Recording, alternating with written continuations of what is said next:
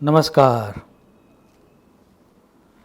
एक अच्छे ज्योतिषी में कौन कौन से गुण होने चाहिए उसके बारे में वराहमिहिर जी ने बहुत विस्तार से बात की है।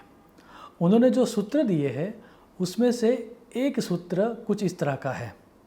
देश काल वित सात्विको न पर्षद भिरुहु। श्लोक को अगर डिकोड करें तो समझ में ये आता है कि एक एस्ट्रोलॉजर को देश और काल का संपूर्णतः ज्ञान होना चाहिए। दैट मीन्स कुछ बातें होती है जो पर्टिकुलर सेंचुरी में रिलेवेंस रखती है, नेक्स्ट सेंचुरी में वो रिलेवेंस नहीं रखती। जैसे कि स्टॉक मार्केट पहले नहीं था लेकिन आज है। इन अ वेरी सेम वे दूसरा जो गुण होना चाहिए वह गुण है सात्विकता। उस व्यक्ति के अंदर सात्विक गुण होने चाहिए और उसका जीवन भी सात्विक गुणों की प्रधानता प्रदर्शित करता हुआ होना चाहिए।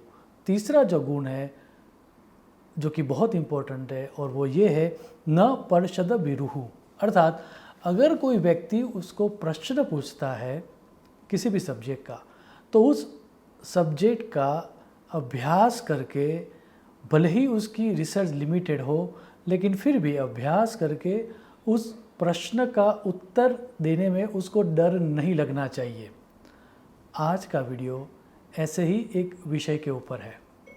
मुझे बार बार ये पूछा जाता है कि स्टॉक मार्केट का ट्रेंड आगे जाके कैसा रहने वाला है और मेरी लिमिटेड रिसर्च के आधार पर या फिर मेरे लिमिटेड नॉलेज के आधार पर आने वाले समय में 2020 में स्टॉक मार्केट में कैसा ट्रेंड रहेगा वह दर्शाने का मैं यहाँ प्रयास करूँगा।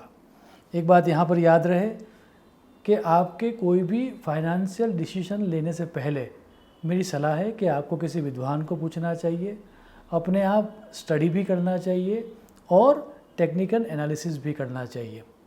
अब आगे बढ़े उससे पूर्व कुछ समय पहले मैंने एक इंटरेस्टिंग डेटा पढ़ा था। सेबी के डेटा के अनुसार अप्रैल 2020 से लेकर जनवरी 2021 तक 10.7 millions new demat accounts open हुए थे। अपने आप में ये एक रिकॉर्ड था। लेकिन फिर आया 2021 और आपको जान के आश्चर्य होगा कि जनवरी से लेकर अगस्त तक 2021 तक 6 millions new individual accounts already open हो चुके हैं। आप CDSL का और NSDL का डेटा देखें। बात यहाँ पर भी ख़त्म नहीं होती। अगर CSDL का और NSDL का डेटा और एग्ज़ामिन करें तो ये समझ में आता है कि सिर्फ पिछले 6 महीनों में जो एक्टिव ट्रेडर्स है या एक्टिव पार्टिसिपेंट जो कर रहे हैं स्टॉक मार्केट में, वैसे व्यक्तियों में, I am talking about individual व्यक्ति की बात कर रहा हूँ, we are not talking about financial institute, we are talking about individual traders. So वैसे इंडिविजुअल ट्रेडर्स की संख्या में 33% का राइज हुआ है। ये अपने आप में बहुत बड़ी संख्या है। आज अगर आप किसी भी व्यक्ति को देखो तो सबको लगता है कि हमें स्टॉक मार्केट में इन्वेस्ट कर लेना चाहिए और हम बहुत सारे पैसे कमा सकते हैं। ऐसा नहीं है कि जितने भी लोग स्टॉक मार्केट में एंटर होते हैं या ऑलरेडी स्टॉक मार्केट में हैं वो सब लोग स्टॉक मार्केट से पैसा कमाते हैं। आपके भाग्य में स्टॉक मार्केट से पैसा कमाना है या नहीं है वो सबसे पहले आपको चेक करना चाहिए और वही समझ सबको प्राप्त हो उसके लिए तकरीबन 1 साल पहले मैंने एक वीडियो पब्लिश किया था जिसका नाम था is stock market is favourable to you. मेरी सलाह है कि आपको वो वीडियो देखना चाहिए और उस वीडियो में जिस तरह के योग दर्शाए गए हैं एस्ट्रोलॉजिकल फॉर्मेशन, वैसे एस्ट्रोलॉजिकल फॉर्मेशन या योग आपकी कुंडली में है या नहीं है वो आपको देखना चाहिए और उसके बाद ही स्टॉक मार्केट में एक्टिवली पार्टिसिपेट करना चाहिए। अब इस वीडियो में मैं बहुत सारे ज्योतिष के सूत्र नहीं देने वाला हूँ, लेकिन जैसा कि एवरी टाइम मैं बताता हूँ कि मेरा रेफरेंस क्या है, और जो ऑलरेडी स्टॉक मार्केट में एस्ट्रो टेक्नो का अभ्यास करते हैं, जो टेक्नोलॉजिकल एनालिसिस या टेक्निकल एनालिसिस और एस्ट्रोलॉजी को कंबाइन करते हैं, उन सब को सहायता हो उसके लिए एक संक्षेप में सूत्र प्रस्तुत कर रहा हूँ। शतपथ ब्राह्मण में एक सूत्र दिया गया है, आदित्यस्तेव सर्व ऋतवः। श्लोक को डिकोड करके उसके ऊपर बहुत सारी टीकाएँ लिखी गई है, और उन सब टीकाओं में जो कहा गया है उसका सार यही है कि स्टॉक मार्केट में या बाज़ार का सेंटिमेंटल या बाज़ार का जो ट्रेंड है वो किस तरफ जाएगा, वो अगर देखना हो तो वो देखने के लिए हमें सूर्य का राशि परिवर्तन या सूर्य की संक्रांति के समय किस तरह की कुंडली बन रही है, सूर्य की संक्रांति के समय पर अन्य ग्रहों की परिस्थितियाँ क्या है, उसके आधार पर यह तय होता है कि आने वाला 1 मास या आने वाले 2 मास या 3 मास अपवर्ड ट्रेंड देंगे या डाउनवर्ड ट्रेंड देंगे। उसमें भी आगे जाकर इंट्राडे में एक पर्टिकुलर डे कैसा रहेगा वह देखने के लिए भी सूर्य और चंद्र का अंतर, दैट मीन्स तिथि का आधा भाग, दैट मीन्स करण, आगे जाके सूर्य और चंद्र के अंश के आधार पर जो तय किया जाता है वह योग, उन सब का अभ्यास करके इंट्राडे देखा जाता है। और इंट्राडे में भी ऑन दैट पर्टिकुलर डे कौन से समय में स्टॉक मार्केट अप जाएगा और कौन से समय में स्टॉक मार्केट डाउन जाएगा, वो सब गिनती भी सूर्य और चंद्र के अंश के द्वारा की जाती है।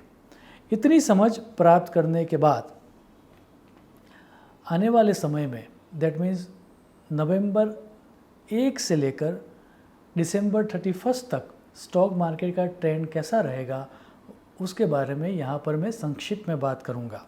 अब वर्ल्ड स्टॉक मार्केट नवंबर 1 से लेकर नवंबर 4 तक प्लस और माइनस दोनों अवस्था में रहेगा। हालांकि ये जो मूवमेंट होगी इट्स हार्डली 0.5% to 1% रहने वाली है। ओवरऑल अगर हम देखने जाए उस समय के लिए तो auto, banking, IT, FMCG, aviation जैसे सेक्टर्स में मूवमेंट हमको दिखेंगी। बाकी ओवरऑल मार्केट स्टेबल रहेगा। उसके बाद oil and gas, health care, realty, manufacturing जैसे क्षेत्रों में थोड़ा बहुत दबाव भी दिखेगा। जब बात आएगी नए साल के मुहूर्त की, तब इंडियन मार्केट में एक तरह का हमें उछाल दिखेगा, लेकिन वो जो उछाल है वो बहुत बड़ी लंबी को तेज़ी को नहीं दर्शा रहा है। ये जो उछाल आने वाला है दिवाली के मुहूर्त में वो टेम्पररी ही होने वाला है। हालांकि नवंबर 5 से लेकर नवंबर 18 तक world wide stock market upward movement ही दिखाएगा। अगर इसी समय के दौरान कौन से सेक्टर्स में हमें ज़्यादा अपवर्ड ट्रेंड दिखेगा या मूवमेंट दिखेगी वो अगर समझना हो तो वो सेक्टर्स है agriculture, automobiles, aviation, banking, consumer durables, diamond and jewellery, finance, FMCG, health care, IT, hospitality, logistic, metal, telecom, trading. अब नवंबर 19 से लेकर दिसंबर 16 तक का जो टाइम है, दैट मीन्स 19 नवंबर से लेकर 16 दिसंबर तक का जो समय है वह इस साल स्टॉक मार्केट में सबसे ज़्यादा क्रूशियल रहने वाला है। ग्रहों की परिस्थितियाँ जिस तरह से निर्मित हो रही है, ऐसा लग रहा है कि एक तरह का मंदी का वातावरण क्रिएट होगा। स्टॉक मार्केट जो ऑल टाइम अभी हाई चल रहा है उसमें करेक्शन आएगा, और इतना ही नहीं, कुछ दिनों में बहुत बड़ी प्लस और माइनस की इवेंट्स बनेगी। ऐसा लग रहा है कि बहुत सारे लोगों को अपने डिसीजन के ऊपर पश्चाताप होगा। बहुत सारे लोगों के जो डिसीजंस हो गए financial decision about stock market, उसमें वो लोग गलती करेंगे और उसी कारण उनको बहुत भारी आर्थिक नुकसान विटनेस करना पड़ेगा। जिन सेक्टरों में ये बहुत बड़ी मंदी या बहुत बड़ी मूवमेंट रहने वाली है, वो सेक्टर कुछ इस तरह के हैं: banking, auto, metal, IT, infrastructure, realty, textiles, private banks, PSU banks, financial services, oil and gas, health care, hospitality, logistic, shipping industries, ports, aviation, इन सारे सेक्टर्स में हमें मंदी होती हुई दिखेगी। इतना ही नहीं, इसके बाद का जो फेज़ है विच इज़ कॉल्ड दिसंबर 17 से लेकर दिसंबर 31 तक का जो समय है, उसमें ओवरऑल बाज़ार का जो सेंटीमेंट होगा वह नेगेटिव या मंदी का होगा। लेकिन हम ये कह सकते हैं कि नेगेटिव ट्रेंड में ओवरऑल बाज़ार स्टेबल रहेगा, लेकिन 2021 में जो सेक्टर्स सबसे ज़्यादा पॉजिटिव थे, जो उनको स्टार सेक्टर्स कहा जाता था, उन सब सेक्टर्स में भारी गिरावट आएगी। जैसे कि निफ्टी मिड कैप जिसने 90.80% रिटर्न दिया था, रियल्टी सेक्टर जिसने 136.36% रिटर्न दिया था, मेटल सेक्टर जिसने 157.59% रिटर्न दिया था, पावर सेक्टर जिसने 117.45% रिटर्न दिया था, ये सब सेक्टर्स नेगेटिव रिटर्न की तरफ जाते हुए हमें दिखेंगे। इतना ही नहीं, पिछले साल का सबसे ज़्यादा रिटर्न देने वाला sector which is called IPO, जिसने 410.95% रिटर्न दिया था, वो भी दबाव में रहने वाला है। एक बात तय है कि 2021 का अंत होते होते ओवरऑल बाज़ार में अभी जो stock market all time high चल रहा है, अगर हेल्दी करेक्शन की बात करें तो हेल्दी करेक्शन 5 to 7% होता हुआ दिखाई दे रहा है। लेकिन अगर पॉलिटिकल अनरेस्ट हुआ, युद्ध, गृह युद्ध जैसी परिस्थितियों का निर्माण हुआ, एनर्जी क्राइसिस पैदा हुई या फिर फाइनेंशियल पेंडेमिक हुआ, तो ये मार्केट में जो गिरावट है वह गिरावट 10, 20 to 25% तक हो सकती है। सो मेरी सलाह है कि आने वाले समय में आपको बहुत ही कॉशियस रहना पड़ेगा, अदरवाइज़ आप बहुत बड़ा नुकसान आपको सहन करना पड़ेगा। अब ऐसा नहीं है कि सभी स्टॉक्स नीचे जाएंगे। अगर कोई इंडिविजुअल सेक्टर आगे जा रहा है या फिर इंडिविजुअल स्क्रिप्ट आगे जा रही है, तो भी आने वाले समय में वो स्क्रिप्ट 5 to 7% अपवर्ड मूवमेंट दिखा रही है, उससे ज़्यादा नहीं दिखा रही है।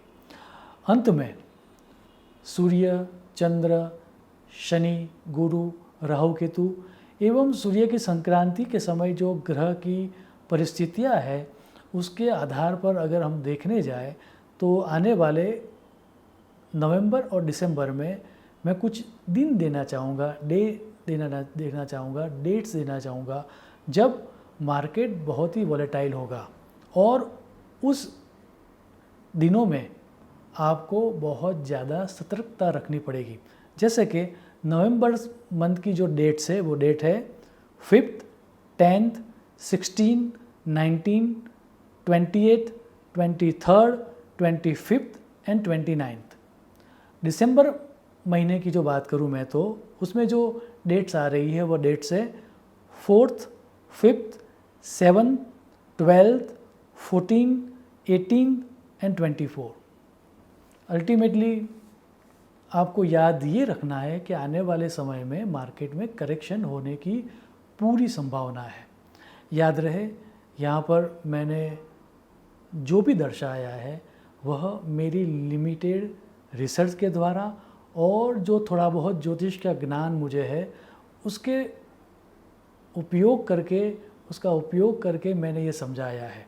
So my limited research and my limited knowledge के आधार पर यहाँ पर मैंने स्टॉक मार्केट में आगे वाले समय में कैसा ट्रेंड रहेगा यह दर्शाया है।